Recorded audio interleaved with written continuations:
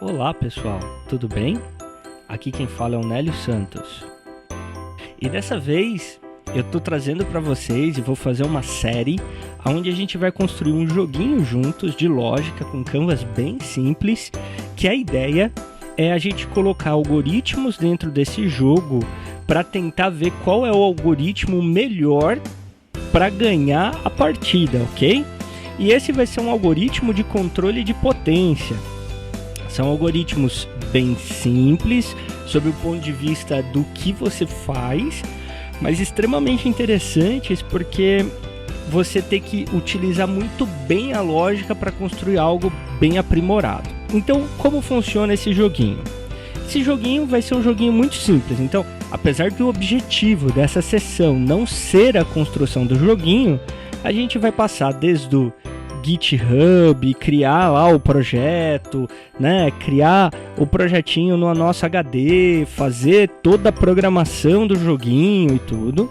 Apesar de ter esta parte, o objetivo principal do joguinho é mover a uma determinada velocidade e sentido uma bolinha para que ela se mantenha a uma determinada proximidade definida da parede. Como assim? A gente vai ver um exemplo simples disso daqui, ó. E esse exemplo tá bem aqui. Não é esse que vai ser o joguinho, não é essa física do joguinho, não é nada disso, mas isso é só para exemplificar. Então observem que aqui, ao dar o play, existe uma bolinha que ela foi contra uma determinada parede e a gente pode vir aqui, ó, e movimentar a parede e a bolinha ela vai se ajustando, tentando se aproximar ou tentando sair de perto da parede contra uma determinada velocidade. O objetivo do jogo é bem simples. Ó, não pode fazer isso aqui, deixar que a parede passe da bolinha, ok? Bom, como vai funcionar? O nosso objetivo vai ser esse aqui, ó. Criar o algoritmo que movimenta a bolinha, onde a gente vai receber a distância, e aí essa distância vai ser o número de pixels em que o centro da bolinha está em relação à face da parede. A gente vai poder mover a bolinha para frente ou para trás, ou seja, se a gente tiver passado do limite, né? Tiver entrado mais do que deveria, a gente tem que fazer a bolinha voltar para se manter no limite. E aí a gente define a velocidade com que esse movimento vai ocorrer. Então, por exemplo, se eu pôr uma velocidade menor, ó, aqui, observem que a bolinha vai chegando muito devagar, ela quase não flutua em relação à distância, só que vão ser dadas 1000 interações. Se nessas 1000 interações vai ser somada a distância que a bolinha estava. Então, primeira distância de onde ela partiu, é interação 1, que é a distância total. Depois segunda distância, terceira distância, quarta distância. Vai ser somado todas. E aquele que se mantiver por mais tempo a menor distância do limiar ganha, ok? Aquele que se manter por mais tempo longe do limiar ganha. Lembrando que, claro, algoritmos que são mais rápidos, e daí cada um vai definir o seu, tem uma flutuação às vezes maior. Observem que a bolinha está indo e vindo e você observa ela flicando ali. Isso também aumenta a distância que está batendo dentro das 1000 interações, ok? Então quais são os comandos que a gente vai ter no joguinho? Que vai ser uma função, né? Que vai receber esses parâmetros aqui que vão ser a velocidade, definir velocidade, mover para trás ou mover para frente e o sensor da distância. Com base nisso, você vai calcular, vai definir a velocidade daquele movimento e o jogo vai sendo executado. Quais são as regras da física do jogo? Bom, a bolinha, por que ela não consegue ficar parada no lugar? Porque a gente vai usar um parâmetro que vai ser a aceleração. Quando você definir uma velocidade, né? Você poderia colocar como velocidade a distância total em pixel e na próxima velocidade por 0, e a bolinha ficaria parada naquela posição.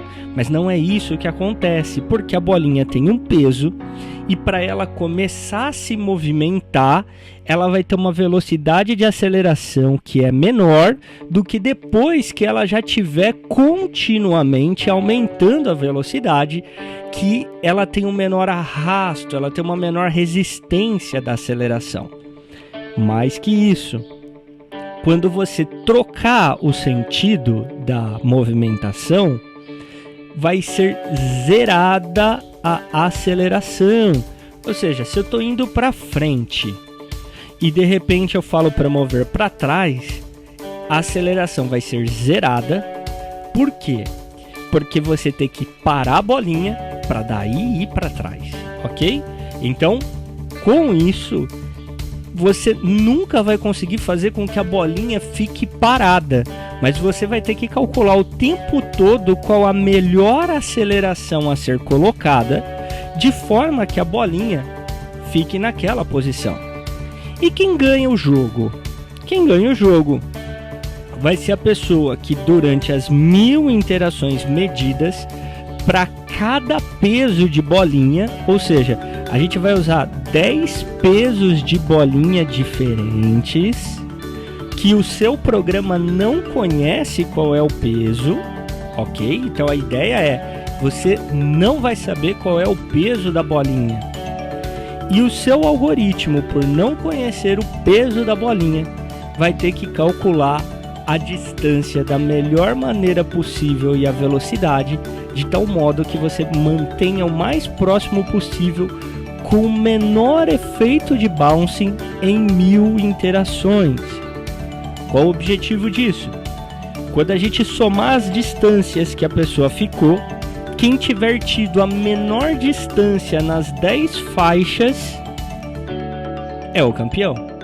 E aí, a gente vai ter uma coisa muito legal, porque qualquer um que estiver assistindo esse canal, qualquer um que estiver assistindo esse vídeo, vai poder tanto escrever seu algoritmo e falar qual foi a sua pontuação.